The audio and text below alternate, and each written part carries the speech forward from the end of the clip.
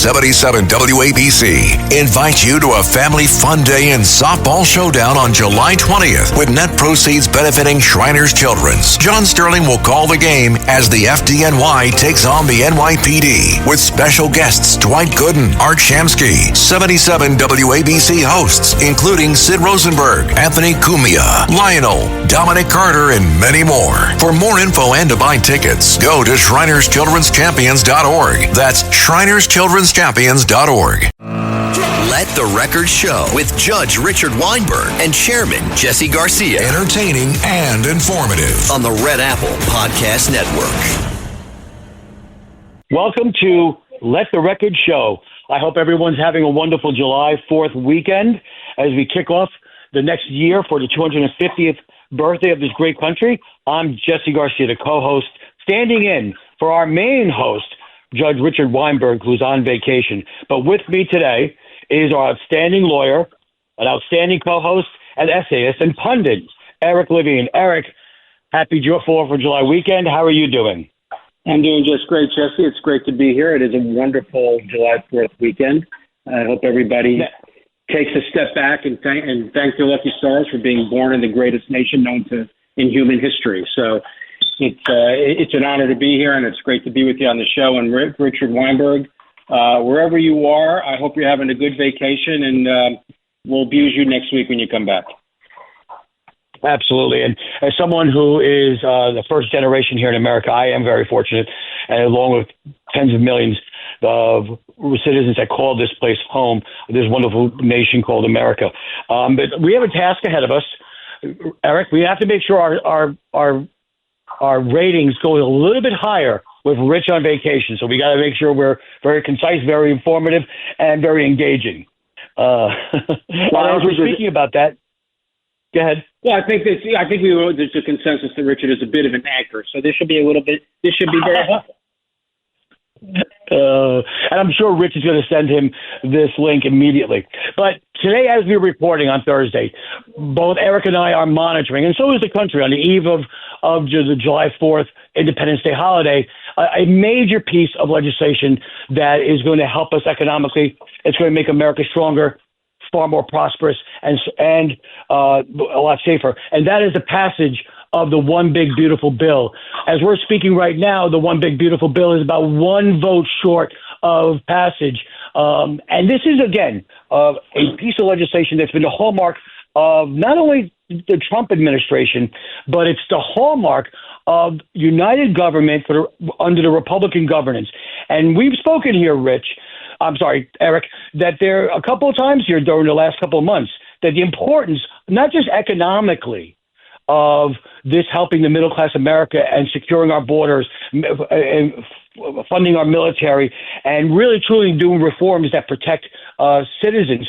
But it's important as we go now look towards the midterms, which are in 2026, and they begin in a few months, that we show America, Republicans show America that they can govern. This is not the old Republican Party that was dysfunctional. This is not the Democrats in control of Washington or Albany, or even when they were controlled in local city halls, town halls, or county legislatures. This demonstrates Republicans that we can govern, and we can govern for the middle class and the average taxpayer. Yeah, so I think once this gets over the goal line, and it'll certainly be over the goal line by the time we finish taping the show today, and it'll be the law of the land by the time this airs on July 5th. I think we have to take a step back and figure out how we got here. You're 100% right, Jesse, on the point that this demonstrates Republicans can govern, but it also demonstrates the importance of leadership. None of this gets done without Mike Johnson. Speaker of the House, Mike Johnson, is a wizard. He's a political Houdini. With such a narrow majority, the ability to be able to take such a massive piece of legislation that addresses so many components of the American economy, to be able to get it over that goal line, it really is a tribute to the man. His quiet way of persuading people and bringing people along, his ability to listen and persuade. It also speaks very high marks for Senate Majority Leader John Thune. He had a similar problem. the Republicans were able to lose up to 3 votes in the Senate. They had a 53-47 majority. And indeed, he lost 3, and it required Vice President J.D. Vance to break the tie. But to even hold the Senate together through the Byrd rule, which makes it a much more narrow path in the Senate, really required a great deal of leadership as displayed by John Thune. And then ultimately, I know the Democrats hate to hear this, without President Trump, this doesn't even get started. These represent the president's priorities. This is what Americans voted for, whether the Democrats want to admit it or not. A secure border, lower tax rates, building out the base, encouraging entrepreneurship, extolling the virtues of capitalism, extolling the virtues of entrepreneurship, extolling the virtues of American ingenuity, getting our economy started, funding the military, and being able to project power abroad. This is what Americans voted for. And as we lead into the next segment, when we get to it, we want to talk about the Democrats' problem with communism and anti-Semitism. This is the antithesis of that. And I think the troika of Trump, Thune, and Johnson have really brought the United States to a new dawn, perhaps. But fail or succeed. This is clearly Donald Trump's bill, and he's demonstrating his leadership not just domestically, but with the recent the American-Israeli attack on Iran, his victorious and very successful trip to NATO. Well, remember, when he first went to NATO and was elected in 2016, they were teetering and laughing behind his back. Who is this guy? Now they're calling him daddy. Now they can't. Exactly. Now they're falling all over themselves to get to the man because he's demonstrated tremendous leadership on the world stage.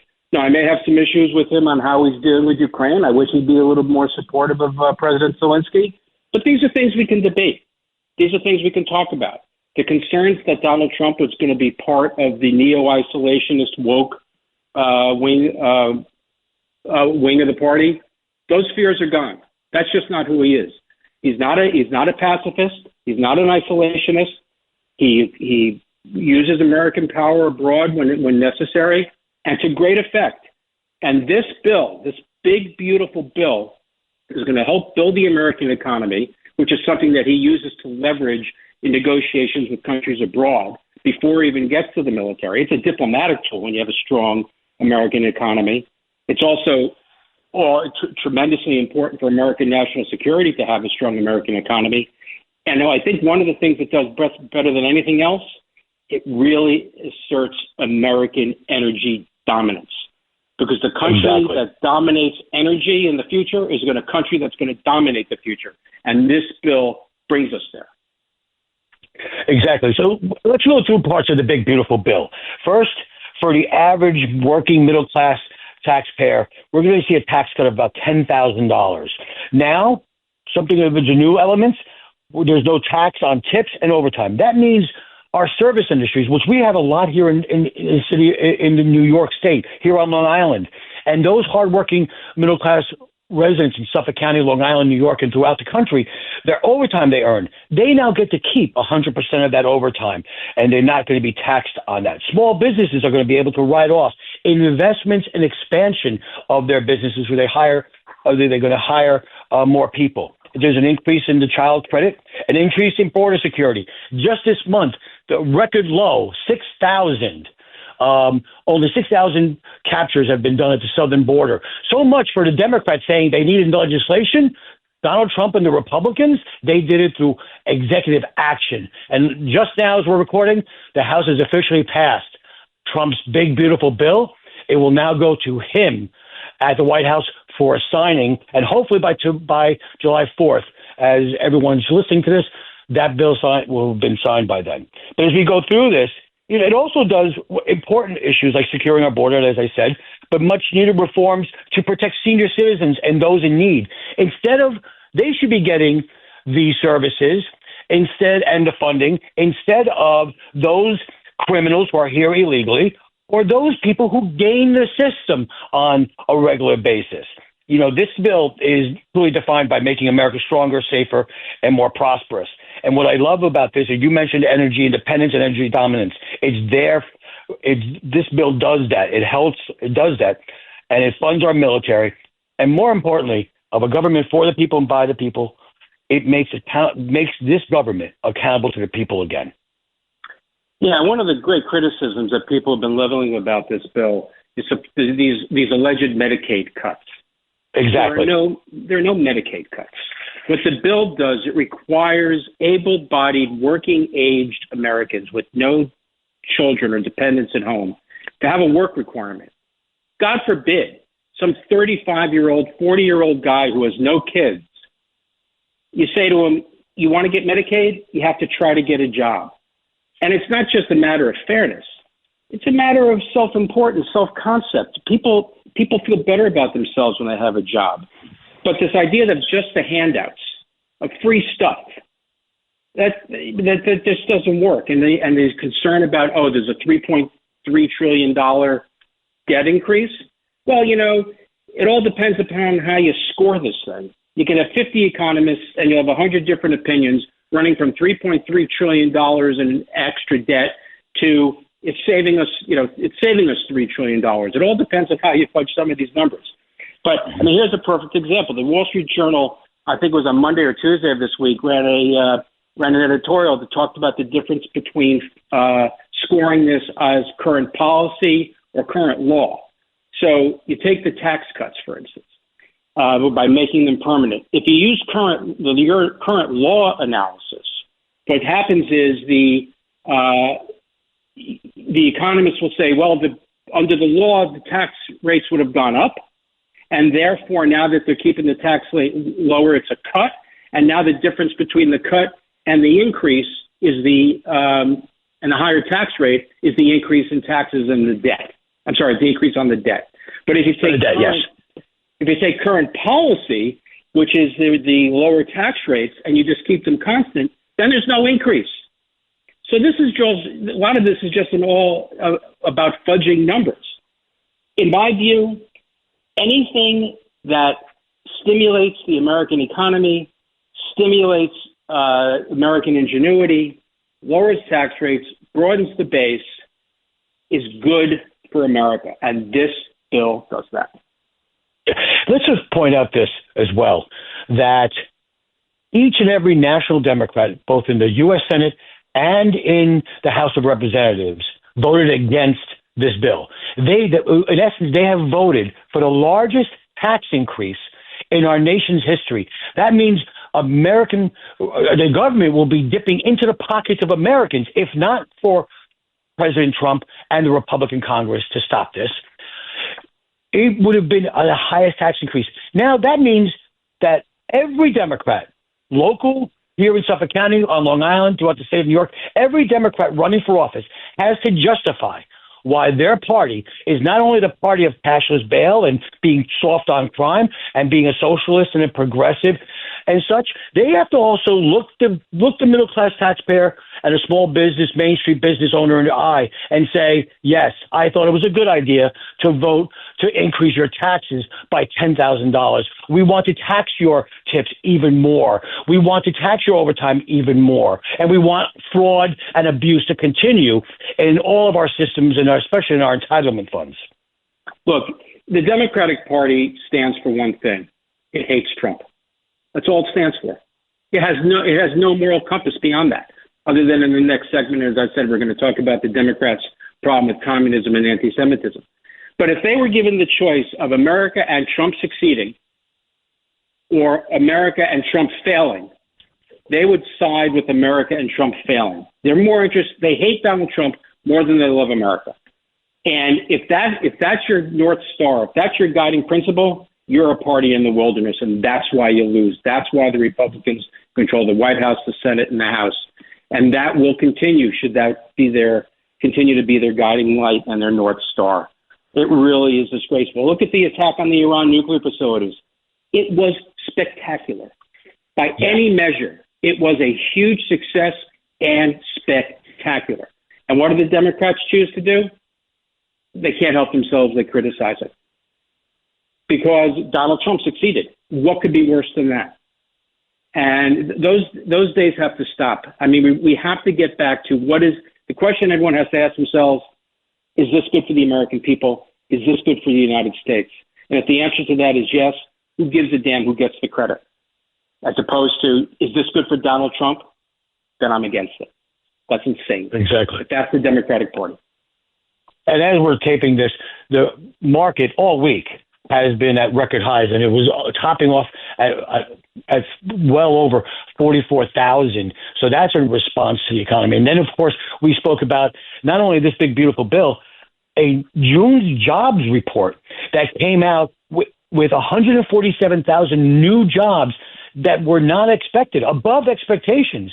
You know, when the President Trump says that America is hot, and he's talking about the economy, and he talks about its position on the world stage, he's not lying. This has been a very good couple of weeks for President Donald Trump and the American people.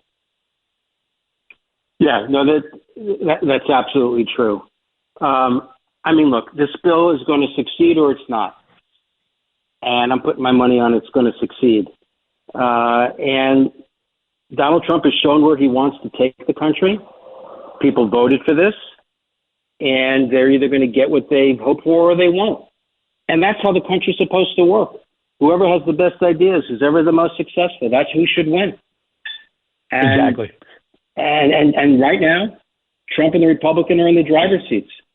And if Hakeem Jeffries wants to get up at 4:50 in the morning and spew carbon dioxide into the air for 12 hours, whatever it was, more than 8 hours. He wanted to set a record. He set a record. He set a record. Talk about carbon emissions. So, for what point? For what purpose? Other than to just delay it, to show the Democratic Party, I'm fighting. I don't know what you're fighting. Exactly, Eric. I know what you're fighting against. Speech. I'm sorry, I didn't mean to interrupt. That speech by Hakeem Jeffries was not to the American people. It was not to all the members of the chamber to try and sway their vote. It was to the members of his caucus for him to try and demonstrate that he's a leader of their caucus, because he still has the shadow of Pelosi in his caucus, and there have been questions and whispers about his ability to lead along with Chuck Schumer. Yeah, but again, as we're going to talk in the next segment, this is a party that has some serious, serious problems. They have a communism problem, and they have an anti-Semitism problem, and they have a no-vision problem.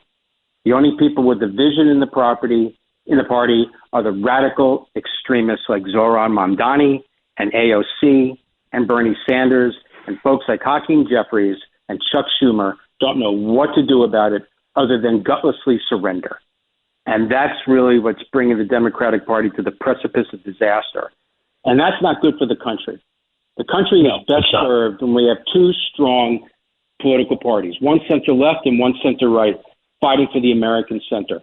That is when America is at its greatest.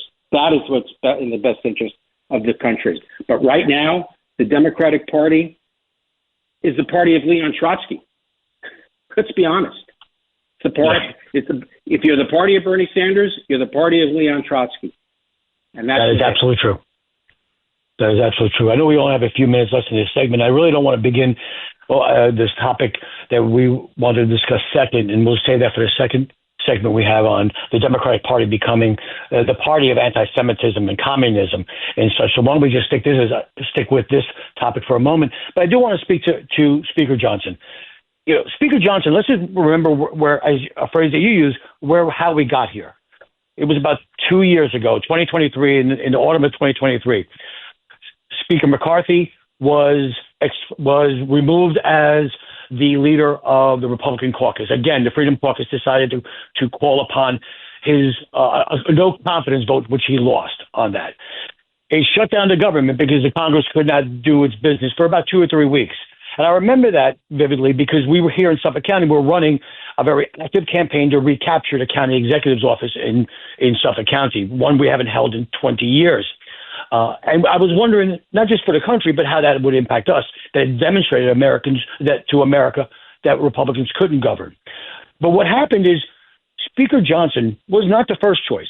He probably wasn't even the second choice. No, history is going to show. Yeah. Exactly. But history is going to show, and it is being demonstrated in each and every action he's taken, Speaker Johnson, that he was the right choice for Speaker. So it did take the Republican conference 3 weeks to get there, but they have a gem in Speaker Johnson. Yeah, he has been amazing. There is not.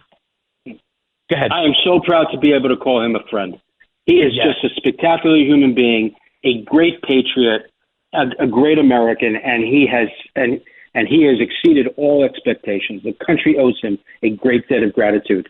And with that, we're going to be wrapping up the first segment of the show. Stay tuned. Yes, we are. We'll be back in a few minutes for our second segment. We're going to talk about communism and anti-Semitism.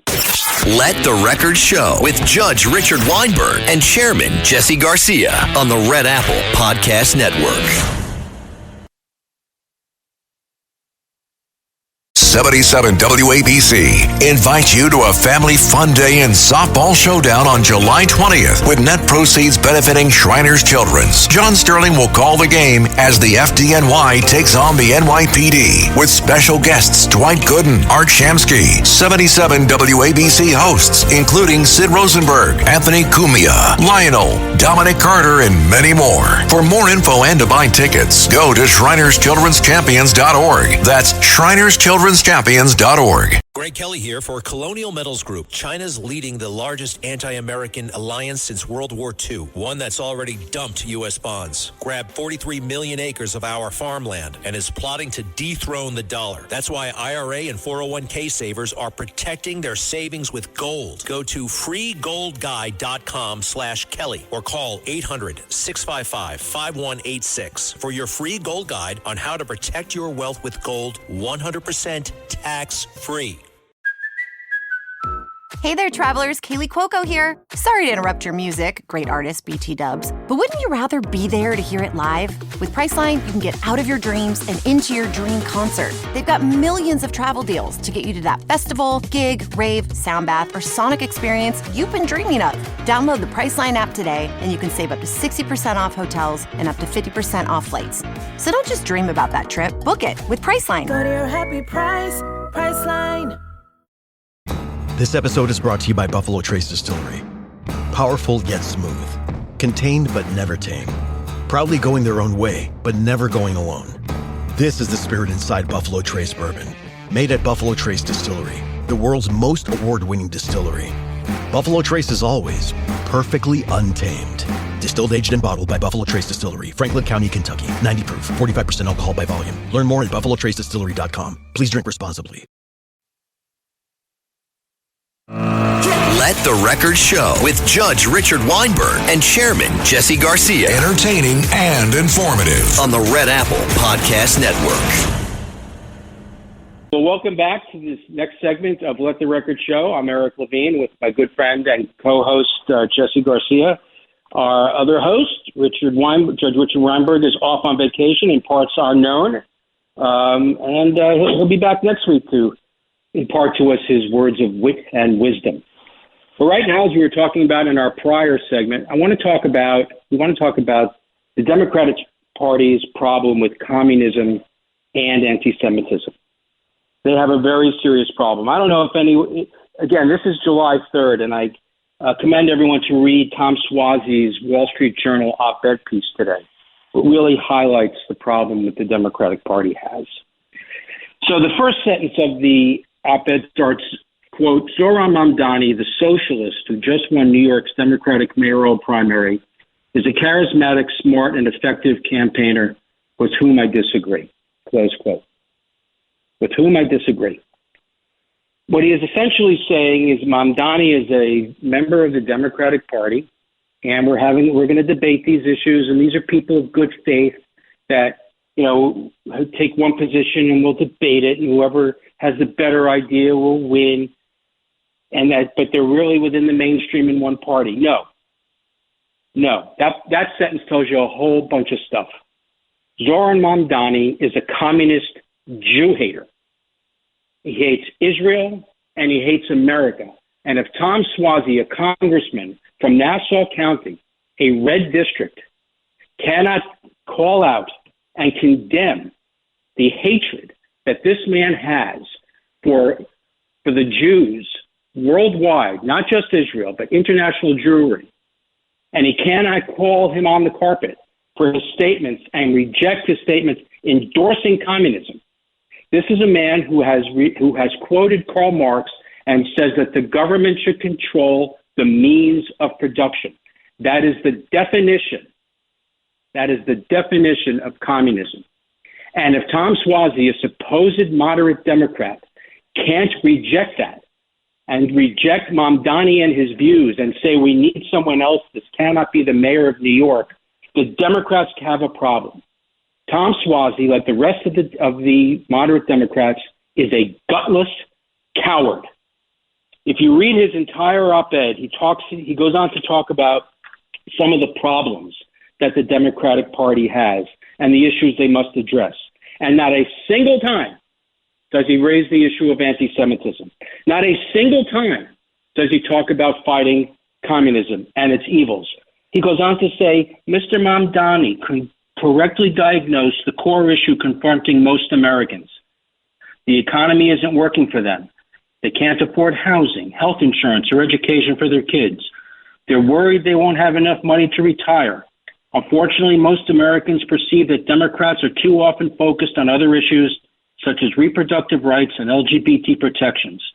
While these are vital, they're not the first thing on most Americans' mind as they lie awake at night worrying about bills, rent, and job security. Close quote. What about the families of Jewish children that go to college and the parents have to worry that their kids won't be assaulted? Or someone walking down the street wearing a yarmulke, so they have to worry about they won't be shot.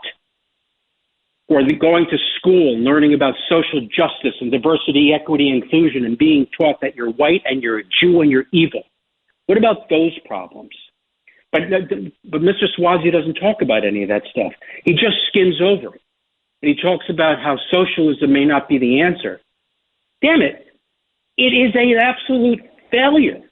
It failed in the Soviet Union. It failed in Cuba. It failed in Venezuela. It failed in North Korea. It failed in China. You name it. It has never succeeded anywhere. And let's remember, under Karl Marx's theory of communism, it's a two-step process.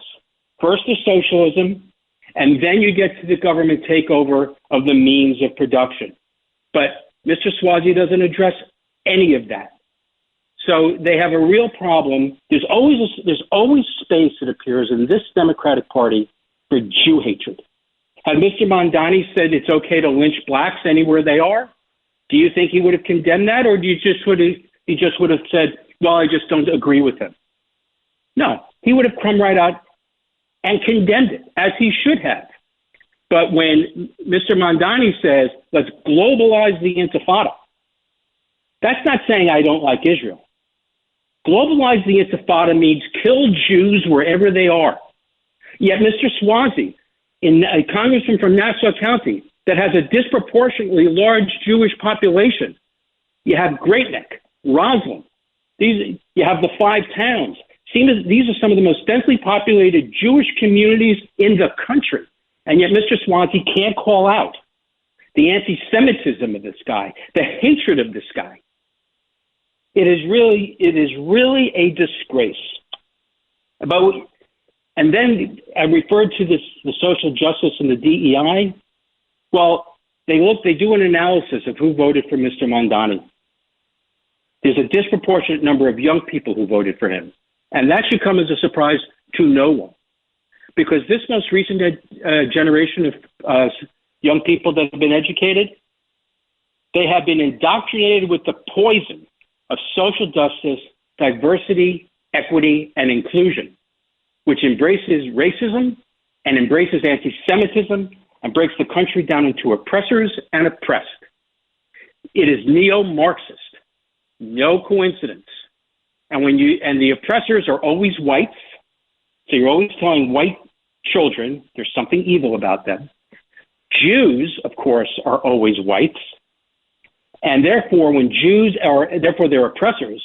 So when Jews are attacked on college campuses, since they're oppressors, they can't be victims, and therefore they're in no need of protection.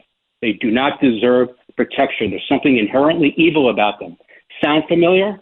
Sound like 1930 Germany to you? It is. It is. And then when you internationalize that crap, It goes to Israel. Israel is an oppressor society. They are whites. They are Jews. Now, don't tell anyone this. Here's a secret that no one should know. The majority of Israelis come from African and Arab countries. The majority of Israel are people of color. But don't tell anyone, because that will destroy the narrative of the Jew haters like Mamdani. But since Israel are the oppressors, since they're Jews, they're oppressors, the Palestinians become people of color, oppressed, like blacks in the 1800s. It's nonsense. It's ahistorical. It's a lie. But it's at the core of the Democratic Party. It's what's being taught in our schools. So it should come as no surprise that young people who are recently graduating high school and college believe this nonsense. And then you look at social media. How many young people get all their news from social media? Well, who pays for this stuff and all these algorithms? China? Iran? Qatar? It's no wonder we hear this stuff. Our enemies fund a lot of the information that our young people get as quote-unquote news. And then, of course, we have a mainstream media that buys into this nonsense. You watch CNN, you watch MSNBC, you read the New York Times, and more the news portions of the Wall Street Journal. The editorial section's a lot better. But they adopt this stuff because these people have been indoctrinated with the poison of social justice, diversity, equity, and inclusion. If someone asks me what the single greatest threat to the United States is, it's domestic, and it's our educational system. We need to start teaching our children history. We need to get back to the gold standard of Martin Luther King and people being judged by the content of their character and not the color of their skin. Because if we don't, we're going to tear ourselves apart. And it is particularly offensive, and it should come as no surprise to anyone, that Chuck Schumer and Bernie Sanders are out there leading the charge to defend lowlives like Zohran Mamdani. Now, Bernie Sanders, of course, has endorsed Mamdani. Chuck Schumer, of course, wants it every which way. He just says very nice things about him, but he doesn't officially come out and endorse him, which is tantamount to an endorsement. Because if you can't come out and say, I reject the views of this communist Jew hater, you have a problem. And of course, Chuck Schumer and Bernie Sanders hide behind, oh, we're Jewish. We can't be anti-Semitic. Now, Bernie Sanders parades a circumcision out when he wants to run interference for someone, but he's not. Let's remember that Karl Marx and Leon Trotsky were also Jews. And they have said some of the most vile things about Jews in the history of the planet. So being Jewish doesn't mean you're not necessarily anti-Semitic. There are people that are self-loathing. They are self-loathing. Chuck Schumer is different from Bernie Sanders. Bernie Sanders says what he thinks. He's honest about it. Chuck Schumer is a liar. He is dishonest. He is coreless. He is valueless. He has no moral compass because he pretends to care about Jews while at the same time completely turning his back on American Jewry and Israel. He sold out Israel in the JCPOA. He's gone into the witness protection program while all these riots were going on college campuses in New York, Columbia, Cornell, NYU, CUNY, you name it. Schumer came out never, not a single time. You know who did? You know who did? Speaker Mike Johnson, a Baptist. Exactly. Virginia Fox, Congresswoman Virginia Fox, born Catholic, raised Baptist, and Catholic Congressman Mike Lawler. Those three heroes went to Columbia and publicly said to a group of raving lunatics wearing masks, chanting for death to the Jews and chanting for death to Israel. They said this crap has to stop. What did Chuck Schumer do? He sent an email to the powers that be at Columbia and said, lay low. It's a Republican issue. Anti-Semitism is a Republican issue, according to Chuck Schumer. He is a disgrace. So it should come as no surprise that the Democratic Party is the party of communism, has a communist problem, and has an anti-Semitism problem. And the end of it is nowhere in sight.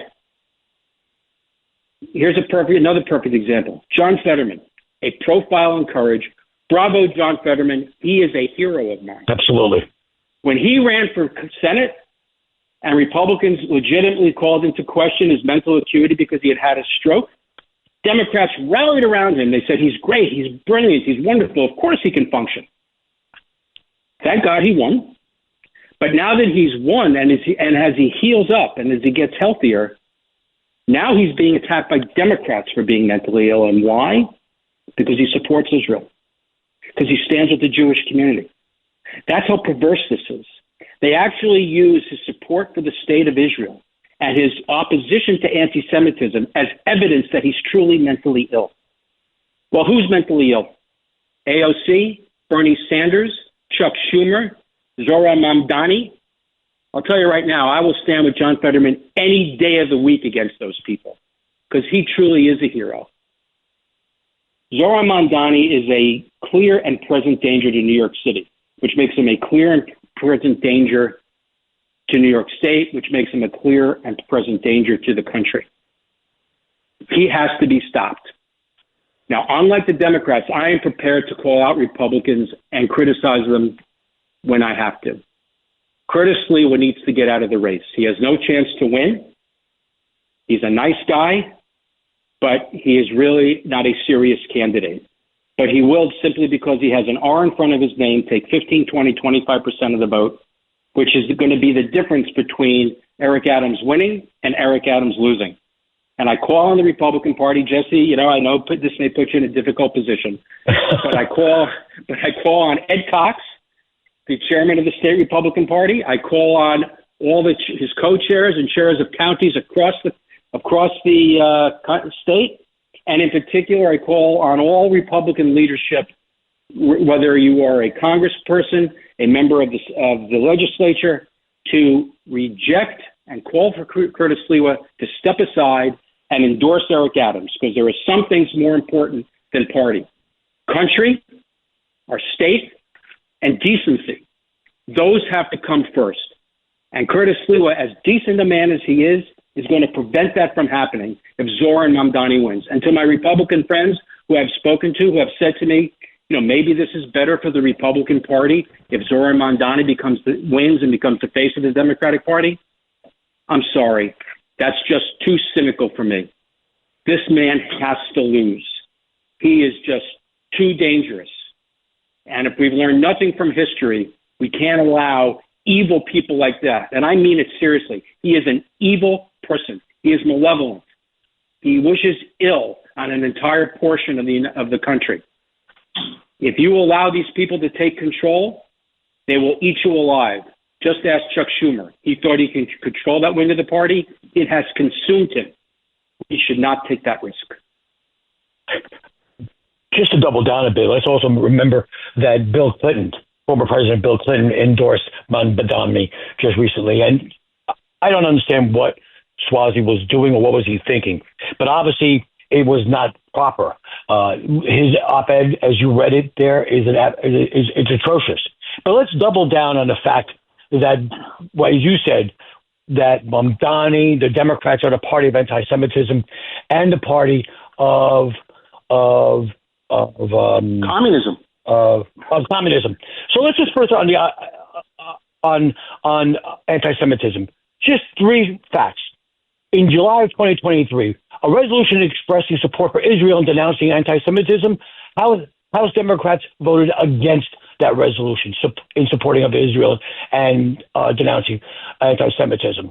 The Squad, led by AOC and others, continually drive the narrative of the Democratic Party right now.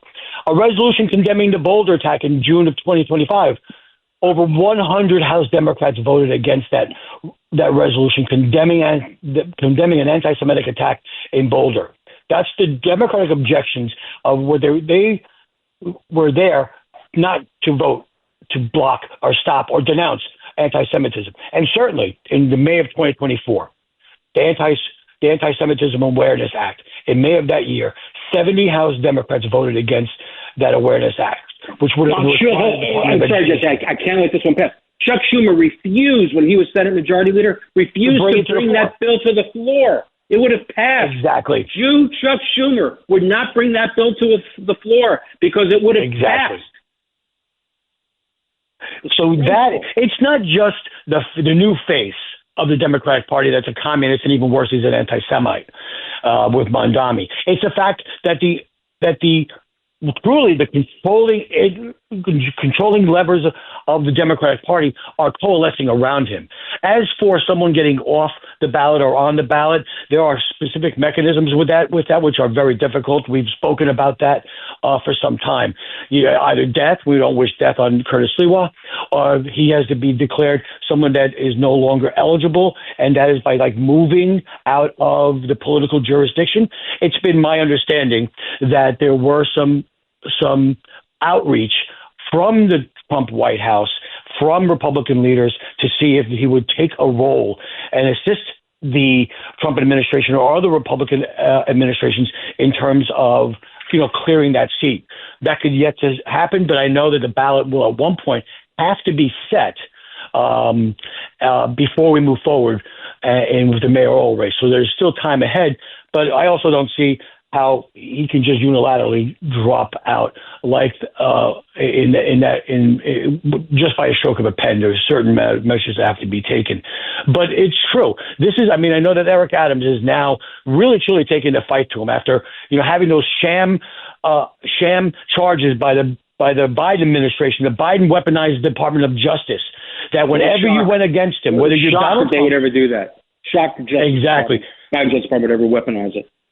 Exactly. The Biden and Democrats Department of Justice, they had two targets, not criminals, not white-collar criminals, not illegal aliens, not murderers or violent criminals at all. No, their targets were Donald Trump in every form, and those individuals who challenged their policies and their narrative. And that was and is Eric Adams, the mayor of New York, when he was saying to the federal government, this illegal border problem is creating issues for me to the tune of $8 billion. Housing, free health care, free debit cards, free food and such. So you're absolutely right, Eric, and you laid it out perfectly. As for Swazi, this is another political animal that, think about it, this is a man who in the seat that Republicans had their candidate expelled from Congress, came almost less than a point from securing.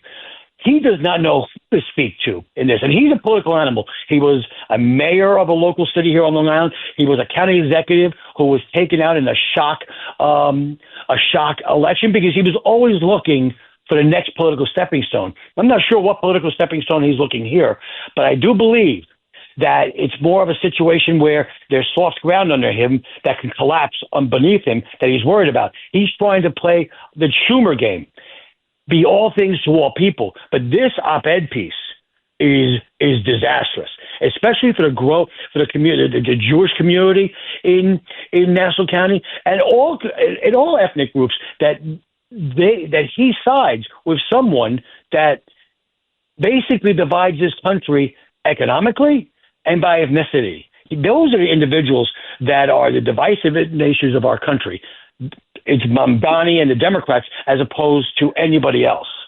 Yeah, so what the Democrats do, and then we'll just have to wrap up for the next session. What the Democrats like to do is they like to play the race card. And we need to build up people on the basis of their race or their ethnicity or their gender, and then accuse Republicans of being racist, bigots, and misogynists if they say this is what you're doing. The whole thing's crazy. But on that happy note, please stay tuned. We'll be back for our one final segment. Let the Record Show with Judge Richard Weinberg and Chairman Jesse Garcia on the Red Apple Podcast Network. Now at Chipotle, our all-new Chipotle Honey Chicken brings Chipotle heat with a touch of sweet. Seared smoked peppers and savory Mexican spices, blended with a hint of pure honey for a perfectly balanced sauce. All combined with fresh, tender chicken hot off the grill, served up in your favorite burrito or bowl. New Chipotle Honey Chicken takes heat and sweet to a whole new level. But it's only at Chipotle for a limited time. Order now in the app for pickup or delivery. Chipotle, for real. Hey, it's Ryan Reynolds here from Mint Mobile. Now, I was looking for fun ways to tell you that Mint's offer of unlimited premium wireless for $15 a month is back.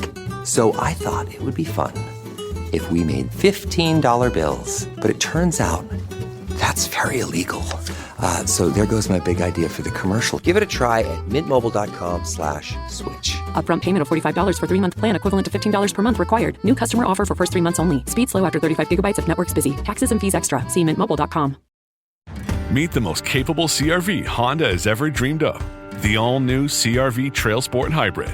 With all-terrain tires and available enhanced traction control, it's built for wherever the day takes you. Heated front seats and a heated steering wheel, ideal for winter drives and crisp early starts. And with generous cargo space, it's ready for big gear and even bigger getaways. The CRV Trail Sport Hybrid. Learn more at honda.com/CRV. Ray-Ban Meta glasses are powered by Meta AI, so you can get real-time answers. Hey, Meta, how bougie is Jade Garden? It's a trendy spot. What's a color that pairs with this top? Consider dark, earthy colors, charcoal or black. What are some good first date topics? Consider discussing favorite travel destinations or your favorite books. Get suggestions, inspiration, and answers from your glasses. Ray-Ban Meta glasses. Iconic style meets Meta AI. Let the Record Show with Judge Richard Weinberg and Chairman Jesse Garcia. Entertaining and informative. On the Red Apple Podcast Network. Welcome back to Let the Record Show. I'm Jesse Garcia, your co-host, standing in for our main host, who's on vacation, Judge Richard Weinberg. And with me is our dear friend, essayist, outstanding lawyer. So if you're ever in trouble, make sure you get Eric Levine to represent you. And he's, of course, an outstanding essayist and publicist and pundit on major issues of locally and, of course, nationally. So, Eric, it is July 4th weekend. We are now beginning the year towards America's 250th birthday. But leading up to this week, in the last 3 weeks, 2 or 3 weeks, another individual's had a huge time of series of victories, and that's our President Donald J. Trump. Entering this holiday, he's on a hot streak. He's racked up wins in Supreme Court rulings, foreign policy, lower border crossings, and, of course, the big, beautiful bill, which has just been approved as we were taping this show and live as we were taping on this show. But let's talk about these issues, because what I see here is something that we had hoped for. Some in the country maybe were doubted it could happen, though they were hopeful for it. Others had more confidence in it. And that in the second term, Donald Trump is being defined more by rapid results and successes on foreign policy and domestic policy than infighting and chaos or a random tweet here and there. I mean, it has been amazing, from anywhere from Canada trade and Vietnam trade, Canada backing down from its insisting on a digital tax, that basically Donald Trump got up, had America walk away from the negotiation table, and Canada basically caved in and said, we won't institute those tariffs or those digital taxes. Vietnam, a trade agreement with Vietnam that has been announced just recently. We talked a little bit about the border crossings down to a historic lows, the big, beautiful bill. And certainly when it comes to foreign policy, let's stay in first in the Middle East and then in NATO. The attacks and the obliteration, the setback, whatever you want to say, no one can disagree with the fact that we have set back, America has set back under the Trump administration, Iran's nuclear capabilities or obtaining nuclear material for years, if not decades, based on his decisive and strategic action, which included sleight of hand. Also, and maybe we should just touch a little bit about this, because you're well versed in this, the announcement that Israel has agreed to a 60-day ceasefire with Hamas, and now we await Hamas to see if they are going to take part of that. So with all that stuff that's going forward, what we see with the Democrats is we see a lot of hot air. As you said, a lot of carbon dioxide, carbon emissions. Carbon emissions. Carbon emissions. Thank you so much. I appreciate that. But what we don't see is a unified message or any solutions from Democrats. But arguably, on the birth, on this weekend when we celebrate the birth of our country, President Trump has truly set the stage for a new golden age of America based on his first 6 months in office. Yeah, so on the tariffs, jury's still out. I mean, overarchingly, I agree with almost everything you said. The jury's still out on the tariffs and their wisdom. Hopefully that'll work out for the country. But the two other points, one that you left out, I think, which really bears repeating, is the Supreme Court victory on nationwide injunctions from district courts. That isn't just a victory for Donald Trump. That's a victory for the White House, for future presidents, and for the country. That is how the country is supposed to work. The president is the only person in the country that is elected by everyone, nationally. Some district court judge who's appointed by some prior administration, who sits in the Eastern District of Hawaii, or in the Eastern District of Massachusetts in Boston, somehow can issue a nationwide injunction to block a president from implementing a national policy that he was elected to do. That is not democracy. That is tyranny of the judiciary. That is tyranny of the judiciary. So that is a huge victory for the country, not just for Donald Trump. As to your statement about the Israelis accepting the 60-day ceasefire, well, that would be great. I'm glad they did, but Hamas won't. Hamas won't. And I think what we're seeing play out here is what we were concerned about before with Donald Trump. It turned out that he was smarter than all of us in this regard. He gave the appearance when when dealing with Iran that he was restraining the Israelis and was wedded to using diplomacy to get the Iranians to give up their nuclear capabilities. When in fact it was a ruse he was using with the Israelis to help the Israelis and to put them in a position and us in a position to be able to take out their nuclear program, to put the Iranians to sleep, and to tell the world, to his credit, that I am going to give diplomacy a chance. And if it doesn't work out, then I'll resort to the military option. I think that may be what we're seeing here. The Israelis have accepted the 60-day ceasefire. Now, it's a ceasefire. It is not a permanent ceasefire. It is a temporary ceasefire because the Israelis' war goals include the destruction of Hamas and the return of the hostages. If you get back the hostages and you don't destroy Hamas, that's a loss. So Hamas must still be destroyed. Now, Hamas understands this. So, and the only leverage that Hamas has, these animals, is the hostages. So they're not going to give them up so quickly. They're going to insist that it be a permanent ceasefire and that they be allowed to stay in place and be part of the future of Gaza. That is a non-starter. So I suspect that Hamas will reject it. And then once they do, the Israelis are going to go in and finally finish the job. They've taken over roughly 75% of Gaza. They're going to take over up to 90% of Gaza. And then they're going to just finish business. They're going to take care of business. And they are going to eviscerate every last member of Hamas's leadership and send them where they deserve to go, and that's hell. And then we can talk about the day after. That is the only way the Israelis are going to get their hostages out. Hamas can have no future in Gaza. The Israelis are not giving up on that, and Trump is not making them give up on that. So I remain optimistic that the Israelis will be able to achieve all their war goals in Gaza. And then the final point I want to make, just as a general matter on July 4th, I want to thank my grandparents. My father's parents came from Lithuania in the early 20th century, and my mother's parents came from Ukraine in the early 20th century, and they came here to become part of the American dream. They didn't come here to change America. They came here to help build America. They wanted to be changed by America.